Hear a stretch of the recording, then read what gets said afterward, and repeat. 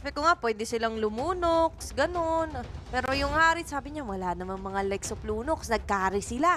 Kaya ngayon, just to be sure, makikita rin talaga natin na ngayon, andito Uy! nga lang nila dive in! Ang ganda naman ng pagpasok doon, may isa mahuhuli. Kaso nga lang, yung pagong ay makukuha pa rin ni Medjeezy. May isa Wow! maiiwan doon, si Flaco makakakuha pa ng first blood.